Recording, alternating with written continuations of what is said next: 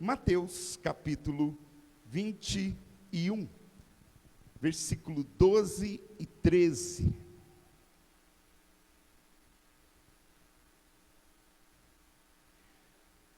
A Lívia está lembrando com muita ênfase ali, feijoada, tá? Amém? Ainda tem espaço para comprar, tem, né? Gente, né? Quem encomendou, vai estar lá bonitinho, creio eu, essa zero logística, mas quem não encomendou, dá para comprar, amém? Os valores, se não me engano, é R$10, 8, 10 e 13, aí depois você pede lá para te explicar o que é 8, 10 e 13, para a gente ganhar tempo aqui, tá bom? Mas não saia daqui sem abençoar esse grupo abençoado de dança, que é o Ministério Saron, tá bom? Glória a Deus. Mateus capítulo 21, versículo 12 e 13, todos encontraram? Amém? Glória a Deus. Diz assim a palavra do Senhor: tendo Jesus entrado no templo, expulsou todos os que ali vendiam e compravam, também derribou as mesas dos cambistas e as cadeiras dos que vendiam pombas, e disse-lhes: está escrito, a minha casa será chamada casa de oração, vós, porém, a transformais em covil de salteadores. Curve a tua cabeça, feche seus olhos. Pai, nós entramos na tua presença, te agradecemos, Deus, pela tua habitação visível, plausível, papai querido, quase que apalpável no meio dos louvores, Deus. Verdadeiramente o céu desceu aqui nesse lugar, e somos gratos ao Senhor. Mas, papai querido, sabemos que o culto permeia pela palavra. Por isso, Deus, prepara os nossos corações. Deus, para de bom grado receber aquilo que o Senhor tem para ministrar sobre as nossas vidas. Deus, em nome de Jesus Cristo, fala conosco. Papai querido, fica conosco, continua conosco. Em nome de Jesus, Deus, eu me diminuo, para que o Senhor cresça, papai querido, e a tua glória continue resplandecendo nesse lugar, em o nome de Jesus, amém? A minha casa será chamada casa de oração, vós, porém, a transformais em covil de salteadores. Queridos, capítulo 21 do Evangelho de Mateus, depois de narrar a entrada triunfal, esse é o contexto desse texto, a entrada triunfal de Jesus em Jerusalém, o cumprimento da profecia messiânica de Zacarias, capítulo 9, versículo 9, que dizia: eis aí vem o teu rei montado em um jumento, em um filho, um jumentinho, filho de jumenta. Depois então de Mateus capítulo 21, dissertar, narrar essa entrada marcante e triunfal de Jesus em Jerusalém, esse texto também vai narrar dois momentos raros, e eu diria também icônicos, do ministério de Jesus, que de certa forma eram contrários à forma habitual do ministério de Jesus, ou da forma como ele exercia, pregoava o seu evangelho. E eu digo isso porque é nessa ocasião acima citado, que Jesus purifica o templo e amaldiçoa uma figueira simplesmente por ela não dar frutos. São duas atitudes que não são habituais de Jesus. De repente você vem caminhando no evangelho, né, passando por um Jesus que cura, por um Jesus que liberta, por um Jesus que se compadece, por um Jesus que se aproxima, por um Jesus que tem um carinho ímpar pelas crianças, o que não era comum das autoridades daquela época, né? E agora, quando nós chegamos no capítulo 21, nós temos a expressão de um Jesus irado. Nós temos a expressão de um Jesus revoltado. Nós temos um Jesus que habitualmente não se porta daquela maneira. Nós temos um Jesus com o qual nós não estamos acostumados a lidar. Um Jesus com raiva, um Jesus revoltado, um Jesus enraivecido por estar olhando por situações que lhe incomodam. Um Jesus que está purificando o templo e amaldiçoando uma figueira simplesmente por ela não dar fruto. E muito embora, querido, esses dois fatos possam ser inusitados, havia em Jesus razões suficientes para agir assim, porque ambos os episódios, tanto o templo quanto a figueira, que está aí do versículo 18 ao 22 do capítulo 21, ambos os casos revelavam a hipocrisia de Israel. Jesus está revelando que o templo havia se tornado um covil de salteadores. Um covil de salteadores. Mais adiante no texto, quando nós nos deparamos com Jesus amaldiçoando essa figueira, nós vemos que aquilo representava figuradamente a nação de Israel, que não produzia mais frutos. Em outras palavras, a corrupção interior e a corrupção exterior de Israel evidenciavam a hipocrisia do povo. A corrupção interior representada no episódio do templo, e a corrupção exterior, representada naquela figueira que não dava frutos, mas que possuía uma folhagem frondosa, evidenciavam a hipocrisia, evidenciavam o cinismo que havia se tornado a religião judaica, a religião de Israel, o povo de Israel. Mas, querido, embora a figueira esteja inserida nesse contexto, nessa noite nós vamos nos apropriar do templo. E em se tratando especificamente desse episódio do templo, nós precisamos ponderar alguns aspectos a fim de que compreendamos as razões que levaram Jesus a agir daquela forma. Precisamos entender alguns aspectos, para que, entendendo os aspectos dessa história, desse relato, narrado pelo evangelista Mateus, pelo evangelho de Mateus, nós possamos compreender as razões que levaram Cristo a agir daquela forma, as razões que levaram Cristo a ficar tão irado, as razões que levaram Cristo a fazer um açougue, a revirar as mesas, e o açougue era uma espécie de chicote mesmo, e ele batendo naqueles moços, expulsou do templo tanto os cambistas quanto os mercadores. E se não compreendermos os aspectos desse contexto, nós nunca vamos entender porque Jesus agiu daquela forma.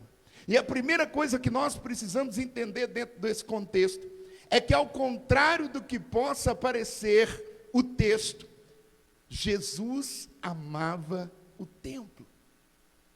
Porque parece que a revolta de Jesus é com o templo. Parece que aquele tipo de estrutura não significava nada para ele.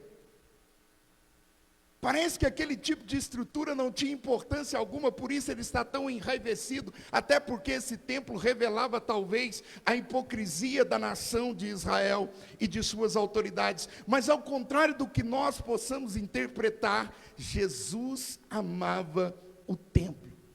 E eu digo isso, querido, porque há pelo menos 6 episódios registrados nos evangelhos em que Jesus, cumprindo a tradição judaica, esteve no templo. Sendo elas, quando ele foi apresentado, foi levado pelos seus pais, ainda bebê, para cumprir os rituais religiosos e ser apresentado no templo. Aos 12 anos, quando adolescente, mais uma vez ele volta ao templo, e em pelo menos 3 Páscoas e possivelmente uma festa do Purim, que era uma festa comemorada também em Jerusalém, desde os tempos da rainha Esther. Jesus esteve ali.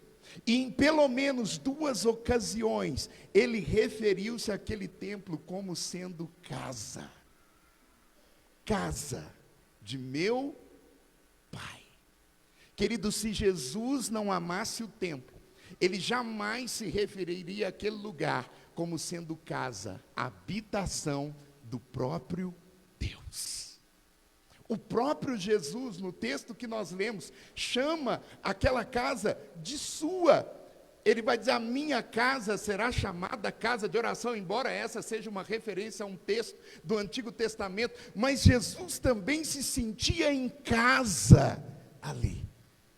Quem está entendendo, diga amém. Quem está entendendo, diga glória a Deus. Quem está entendendo, diga aleluia. Jesus amava o templo, mesmo com tudo aquilo que estava acontecendo, mesmo com toda a revolta que algumas ações ali causavam em Jesus, Jesus ainda amava o templo. Em Lucas capítulo 19, versículo 41 ao 44, ao aproximar-se de Jerusalém e avistá-la ao longe, Jesus chora por aquela cidade.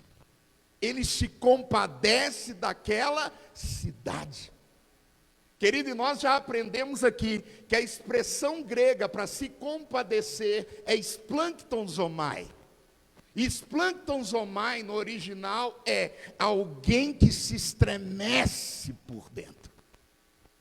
Alguém que mexe até as suas entranhas, ou seja, que se sensibiliza por tal situação. Jesus está tendo um amor splankton, um amor que se estremece, um amor que se compadece por uma estrutura que, embora estivesse falida, Jesus amava o templo. E talvez, querido, você esteja aqui nessa noite, se perguntando aonde essa palavra se encaixa com você. Eu não sei como você está, mas de uma coisa eu sei: você é templo do Espírito Santo de Deus. Você é lugar de habitação do Espírito Santo de Deus. E esteja você, de que forma você estiver, se encontre você da forma que você se encontrar, estruturalmente falando de templo do Espírito Santo, esse mesmo Cristo que amava aquela edificação, Ele ama você. Não importa como você está. Talvez você entrou aqui nessa noite fraco, debilitado. Talvez você entrou aqui nessa noite fragilizado espiritualmente. Talvez há muito essa carcaça está corrompida, distante de Deus. Talvez você tenha vivido um tempo de falência espiritual, como aquele templo vivia no tempo de Jesus. Mas Jesus amava aquele templo e Ele ainda ama a sua vida. Ele chora por você. Ele ainda te chama de casa do Pai, habitação do Espírito Santo, mesmo que nós não mereçamos. Mesmo que fazendo uma autocrítica, uma autoanálise, olhando para nós mesmos, cheguemos à conclusão de que não mereçamos. Jesus conhece a sua fragilidade tanto quanto ele conhecia a fragilidade daquele templo. É para esse mesmo templo que ele vai olhar e vai dizer para os discípulos: está vendo essa edificação? Daqui um tempo não vai sobrar pedra sobre pedra. É lógico que isso é um ato profético de Jesus e que foi cumprido no ano 70 depois de Cristo. Mas, querido, o que Jesus também estava dizendo ou revelando naquele momento é a fragilidade da estrutura. E se Jesus conhecia a fragilidade daquela estrutura, que dirá a sua? Ele conhece a sua fragilidade. Ele conhece. Ele conhece a sua estrutura. Não tem uma música mais recente, não é antiga, que diz assim: Deus conhece sua estrutura. Né? Ele conhece. É a música do seu pai. Repete sempre na rádio. Não pare. Ele conhece sua estrutura. Ele conhecia aquela estrutura. Ele amava aquela estrutura. A revolta não é ao acaso. A revolta é a revolta de alguém que ama. A ira é a ira de alguém que ama. O autor de aos Hebreus vai dizer que Deus corrige aos que ama. Deus corrige. E há um amor disposto a corrigir algumas coisas dentro daquela estrutura, dentro daquele lugar. A segunda coisa que nós precisamos entender nessa noite é que o problema de Jesus não era com o templo. Você viu aqui, ele amava o templo, mas com a promiscuidade que acontecia dentro dele. Querido, o problema de Jesus não é com você, templo. O problema de Jesus é com aquilo que você está trazendo para dentro de você. O problema de Jesus é com aquilo que é promíscuo dentro de você. O problema de Jesus é com aquilo que desagrada a Ele dentro de você. Repito, ele não tinha problema com a estrutura. Ele tinha problema com a promiscuidade daqueles que abrigavam dentro dele. Pastor, eu não entendi. Quem Jesus expulsa do templo? Mercadores e cambistas. Entenda um contexto histórico importante desse pequeno relato de Mateus, capítulo 21, versículo 12 e 13. Nos tempos de Jesus, não apenas judeus, preste bastante atenção aqui, porque se você entender o contexto histórico, você entende automaticamente a ação de Jesus. Nos tempos de Jesus, não apenas judeus, mas muitos gentios haviam se tornado adeptos da religião judaica. Muitos gregos, muitos romanos, medos, persas, etíopes, haviam se tornado adeptos da religião judaica. E em tempos de festividades, eles subiam a fim de não apenas festejar César, junto com os judeus, mas também de oferecer sacrifícios. Oferecer o cordeiro, sacrificar o cordeiro, de oferecer as pombinhas, que era uma oferta de sacrifício daqueles que eram mais humildes, de oferecer ofertas de cereais, ofertas da colheita. E isso tinha uma razão logística muito óbvia para nós. Esse povo vinha de longe. Imagina, eu estou indo para Jerusalém, pastor. Eu vou amarrar um cordeiro e caminhar léguas e léguas e milhas e quilômetros, até chegar em Jerusalém com um cordeiro amarrado, trazendo a minha oferta, trazendo o meu animal, trazendo umas pombinhas. Você está entendendo? Amém? Havia uma razão logística e ela nos parece um tanto quanto séria. Por que trazer um animal estrupiado da viagem? Por que trazer um animal que vai chegar debilitado da viagem, se eu posso comprá-lo no templo? Se eu posso comprá-lo lá, em Jerusalém. Amém? Esses sacrifícios eram, pasmem-se, vendidos no templo. O problema é que esses sacrifícios eram vendidos na moeda corrente local. E agora nós temos uma outra espécie dentro do templo, os cambistas. Porque quem é cambista faz o quê? Câmbio, troca. Então eu vou comprar dos mercadores do templo o sacrifício. Mas eu tenho uma moeda que é grega, eu tenho uma moeda que é romana, eu tenho uma moeda que é medo, eu tenho uma moeda que é etíope, e ela não é aceita no templo, porque o templo tinha uma moeda local. Tá, pastor, mas aonde está a raiz do problema? Tanto os mercadores quanto os cambistas superfaturavam a moeda. Para você entender, né? O dólar está a quanto? $1 são quantos reais? 5 e 5. Você está cambiando dólar. Você bateu em cima aí, ó. Pá! 5,50. Ou seja, se eu quero, né, entrar nos Estados Unidos, eu tenho que cambiar a minha moeda em dólar. Esse povo, quando vinha festejar, sacrificar, tinha que cambiar. E o templo, com o aval dos sacerdotes, superfaturavam o valor. Agora você consegue entender a revolta de Jesus? E sabe o que me revolta? É pessoas, Lívia, que vai fazer uma feijoada daqui a pouco, pegarem esse texto e dizer que você não pode fazer cantina na igreja. Querido, o troço era muito mais grave. Nós estamos falando de corrupção.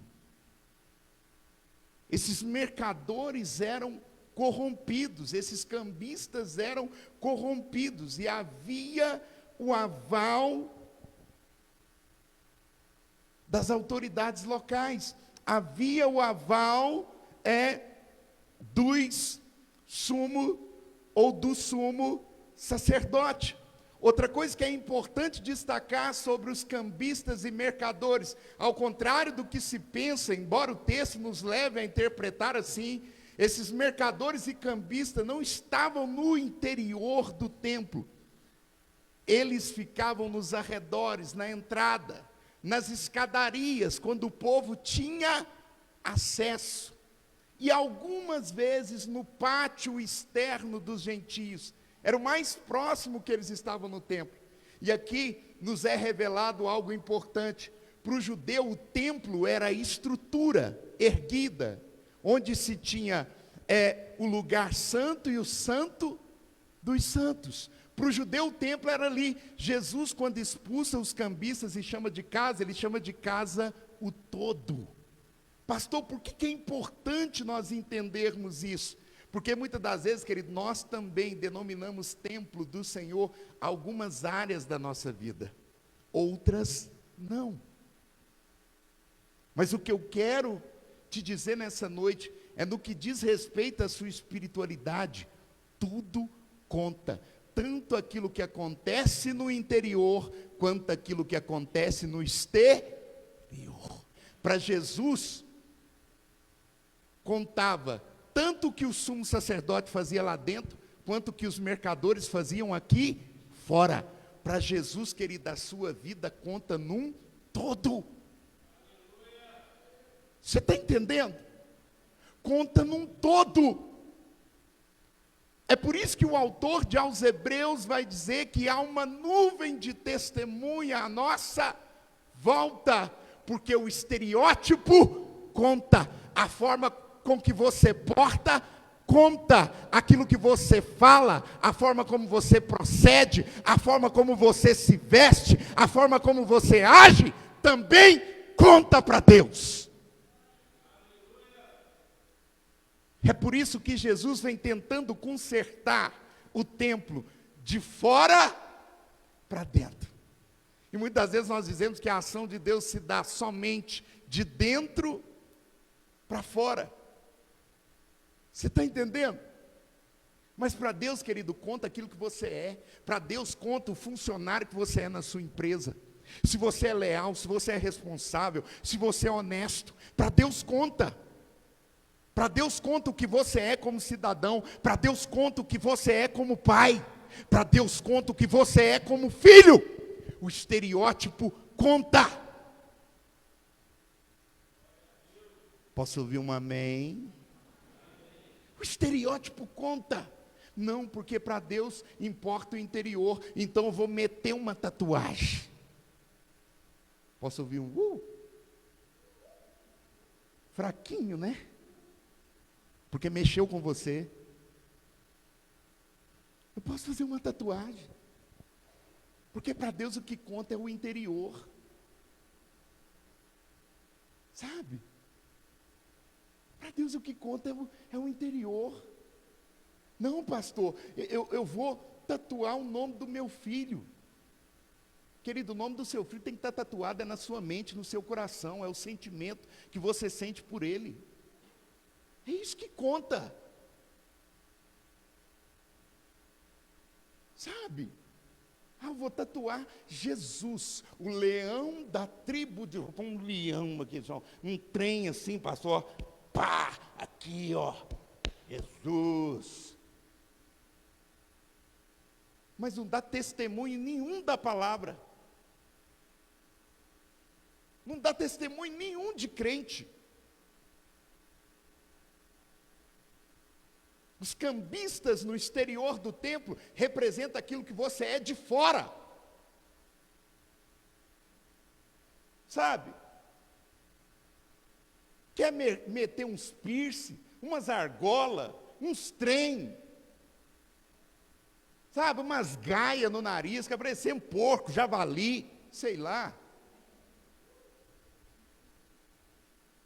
Sou doido mesmo, eu falo mesmo. Sabe, é uns trem que a gente não entende. Para Deus o estereótipo conta. Para Deus o testemunho exterior conta. Para Deus aquilo que você é como cidadão conta. O sujeito é mentiroso, mal pagador, deve todo mundo, deve a praça. Gente, você quer uma coisa que me entristece o coração, é quando você ouve o ímpio falar, vende fiado para qualquer um, mas não vende para crente não. Não vende para crente não. Você está entendendo?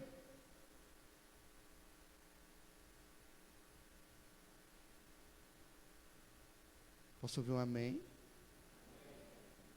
Porque não é responsável, porque não arca com as suas responsabilidades. Sabe? É preciso deixar Jesus expulsar esses cambistas. E eu quero fazer uma relação com a palavra câmbio, cambista, com troca de valores. É preciso deixar Jesus expulsar do templo aqueles que têm levado você a negociar valores. A negociar valores que são inegociáveis para todo e qualquer cristão. O cambista também representa isso. Os negociantes da fé, aqueles que negociam valores, aqueles que negociam princípios cristãos. O aborto é uma questão de saúde pública. Vá para o inferno.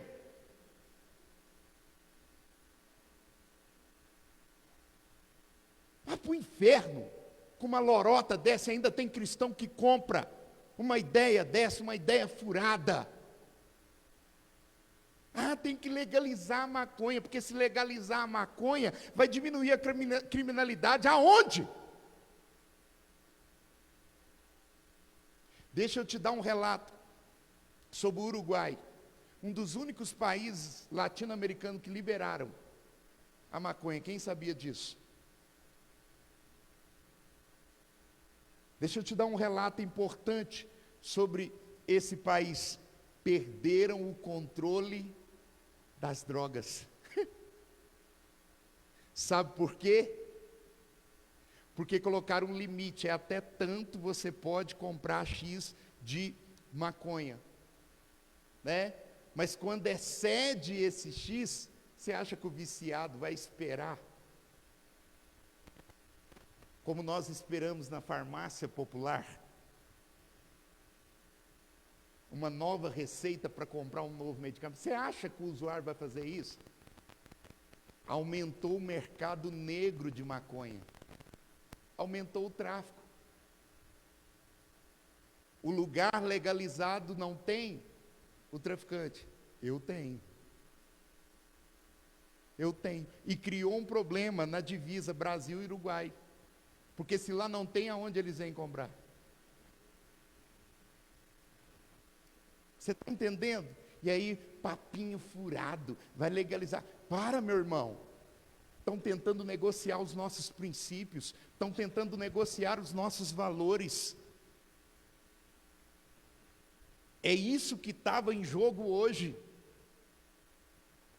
Não abro mão dos meus valores, não abro mão dos meus princípios, e ponto. Dê quem der nesse raio de eleição, eu não negocio princípios. Eu não troco, eu não faço câmbio com os meus valores cristãos. Outra classe que Jesus está condenando é ali naquele lugar, são os sumos sacerdotes, que além de agir em conluio, em acordo com esses mercadores e cambistas, também recebiam um percentual das práticas ilícitas. Sabe, não, vocês podem vender aí. É mais ou menos assim, Vera. Pode vender aí tranquilo, pode superfaturar, coloca um preço bem caro nessa ovelha aí, tá? Mas uma porcentagem tem que ser nossa. Você está entendendo? Um percentual é nosso.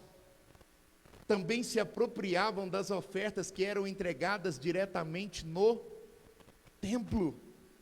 Querido, isso fez com que esses sacerdotes se enriquecessem tanto, preste bastante atenção aqui, que os sacerdotes e sumos sacerdotes mais graduados e membros do Sinédrio tinham em Jerusalém casas, Nivaldo, vou mexer com o Nivaldo que é construtor e com o Rondinelli que é pedreiro, casas que mediam cerca de 600 metros quadrados.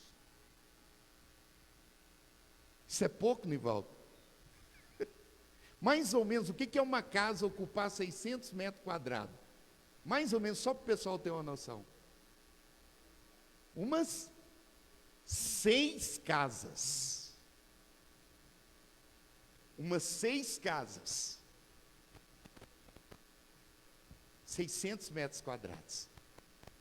Tamanho enriquecimento desses sacerdotes. Eram corrompidos. Tornou-se um cargo meramente político, de uma escolha política. É por isso que Jesus entra irado, porque ele está condenando a falência do culto que se prestava no templo e não o templo. Amém? Glória a Deus. É por essas e outras razões que Jesus acusou-os de terem transformado a casa de seu pai em covil de salteadores. Sabe por que se utilizou essa expressão? Porque Jesus está comparando os sacerdotes e todos os envolvidos, mercadores e cambistas, com salteadores que na época escondiam os seus saques, aquilo que era saqueado em cavernas. Covil de salteadores, caverna onde se guarda riquezas ilícitas. É isso que havia se tornado o templo. E muitas das vezes, querido, nós olhamos para o contexto atual e percebemos numa série de cristãos que têm tornado os seus corações, o seu templo, um covil de coisas ilícitas, covil de coisas que você não deveria guardar no seu coração, mas você tem guardado. Sabe, tem coisas que não combinam com a mobília do templo. Tem coisas que não podem abrigar o interior do templo. Tem mesas e cadeiras que não compactuam com a sua casa. Quem aqui está entendendo? Amém? Tem mágoas que você carrega no interior do seu coração. Sabe, tem revoltas que você carrega no interior do seu coração, sentimentos que você carrega no interior do seu coração. que tem tornado o seu templo um covil de salteadores. Tem desejos que você alimenta dentro do seu coração, que tem tornado o seu templo um covil de salteadores. Duro é esse discurso, pastor. Mas para onde você vai, se só aqui tem palavras de vida eterna?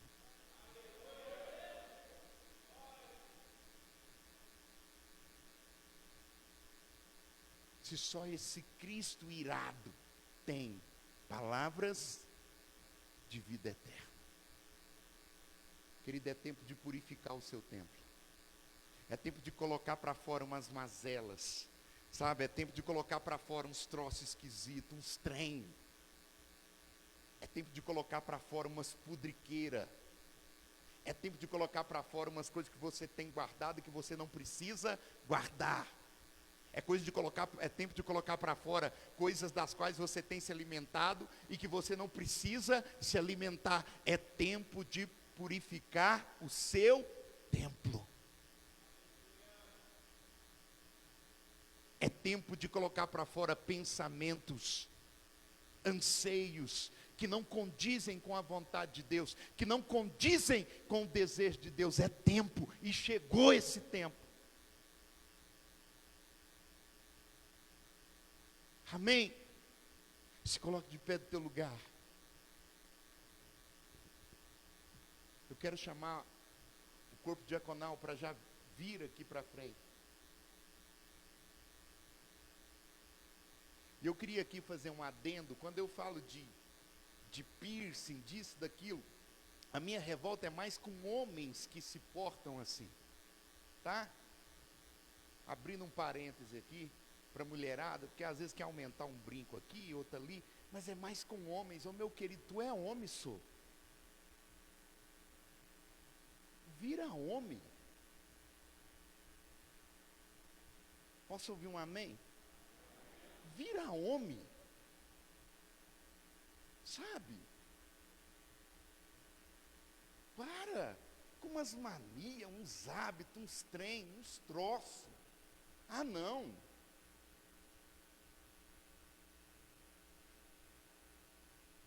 É tempo de purificar o templo. E para o Senhor contava tanto o exterior quanto o interior. Tanto o sumo sacerdote lá dentro, quanto os mercadores e cambistas aqui fora. Contava. Não, minha vida interior anda em dia, eu estou zen. Primeiro que zen não é nem uma expressão cristã.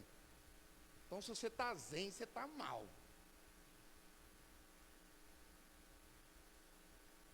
Né, Wagner? Você está mal. Eu estou zen com Deus, eu estou numa paz, pastor, que eu quase estou flutuando. Sabe? Mas como é que está o seu estereótipo, o seu testemunho? Aquilo que é visível ao olhar do outro. Aquilo que os outros veem. Como é que anda o seu testemunho no trabalho? Como é que anda o seu testemunho na escola? Como é que anda o seu testemunho na faculdade? Que tipo de crente você é? Que tipo de patrão você é? Que tipo de funcionário você é?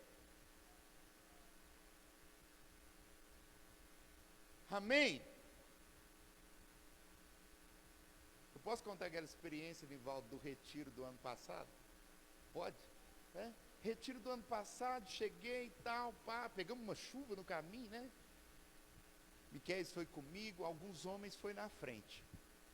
Eu chegando lá, eu estou vendo, eu estou caladinho, e eu estou vendo a almaiada que foi na frente. Ó o viado, ó o viado. Ô viado, passa a isca. Ô viado, ô viado. Vamos pescar agora? Ô viado, que hora que nós vai sair para pescar? Ô viado, ô viado. Ô viado, ô viado, ô viado, viado, viado, viado, viado, viado, viado, viado. E o culto era no outro dia, né? À noite, né? Na sexta à noite, se não me engano, já tinha culto, não era? Fui para a beirada da lagoa e estou olhando. Vou ver até onde se estendem os viados. E dentro do barco, viado, viado, viado, viado, viado, viado, viado, viado. Chegou a hora do culto. Falou, gente, eu queria iniciar o culto aqui fazendo uma pergunta. Eu gostaria que vocês fossem bastante sinceros. Eles, não, pastor, amém, glória a Deus. O pastor pediu sinceridade. Sinceridade aí, viu, viado? Sinceridade, sinceridade.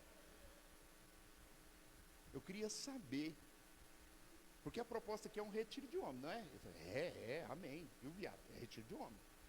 Aí, eu virei e falei assim, eu queria saber sinceramente, se isso aqui é um retiro de homem ou de viado. Oi. Né? Não, porque se for de viado, eu estou entrando no meu carro que eu cheguei no retiro errado, eu vou embora. E se o Miquel quiser ficar, que ele fique. Porque eu não sou viado. Você está entendendo? Amém? E vamos fazer um compromisso. Nós não vamos mais usar essa expressão, nem aqui, nem depois. Se usar depois, não sei, mas lá, ficar pianinho. Esse cara tão pianinho, Adna, que uma hora um falou assim, ô viado, passa o prato. Ó, pode falar não, viado. Ele falou assim, pode falar viado? Não, viado. O cara ficou tão assim, tão tenso que ele falou. Nó, viado, pode falar não, viado. Nó, viado. Você entendeu? Mas está vendo? É o vício. Tem que trabalhar isso, querido. Tem que tirar isso da sua vida.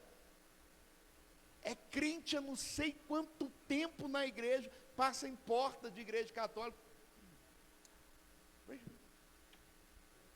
Pelo amor de Deus, meu irmão, toma atento nessa vida sua. Amém? Falei, e que me perdoe os católicos que estão nos ouvindo aí. Amém? Mas não é uma prática nossa. Né? Aí acaba de sair daqui, nossa senhora, quase que foi no primeiro turno.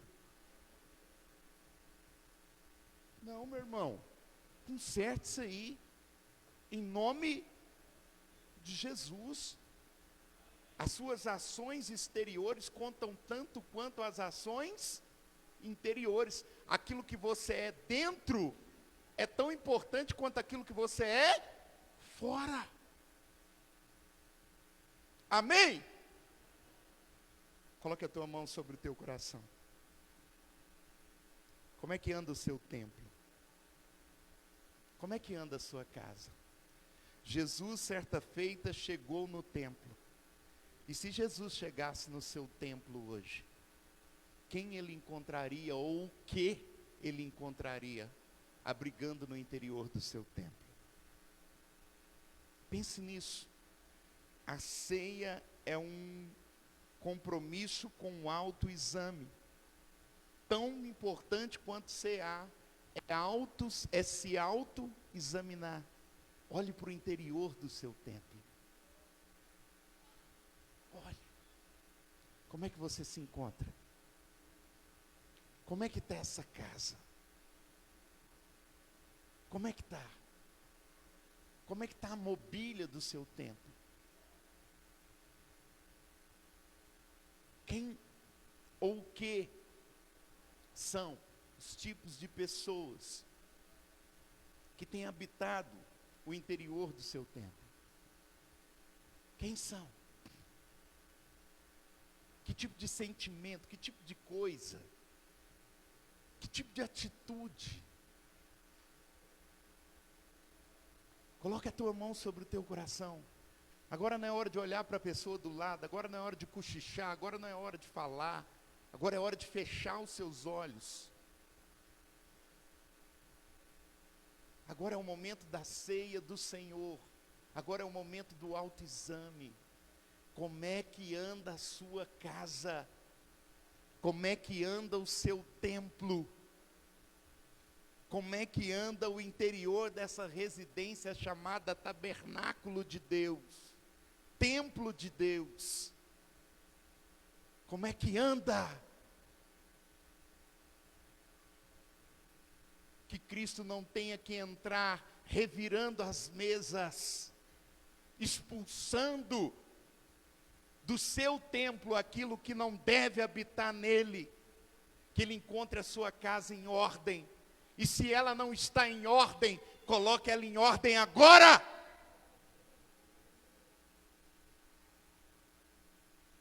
Fala com o teu Deus. Como é que anda o seu namoro? Como é que anda as suas amizades? Como é que anda a sua relação conjugal? Como é que anda?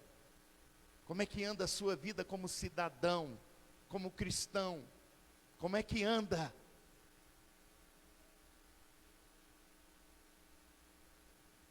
Pai, nós entramos na tua presença, hoje é noite de ceia, Deus. Nós consagramos, Deus, cada um dos elementos, dedicamos ao Senhor. Abençoamos o pão, que representa, Deus, o teu corpo. Deus, em o nome de Jesus, sabemos que é um simbolismo, papai querido, mas o ato simbólico em nada tira a importância desse momento. Por isso abençoamos o pão, abençoamos também o suco da uva que representa o teu sangue que foi vertido, derramado na cruz do Calvário, Deus. Abençoamos, Deus, essa casa, abençoamos, Deus, o teu povo, e que por meio dessa palavra, Deus, cada um dos que aqui estão se tornem aptos, ó Deus, a participar desse momento. Esse é o nosso desejo, esse é o nosso anseio, e nós oramos, Deus, em nome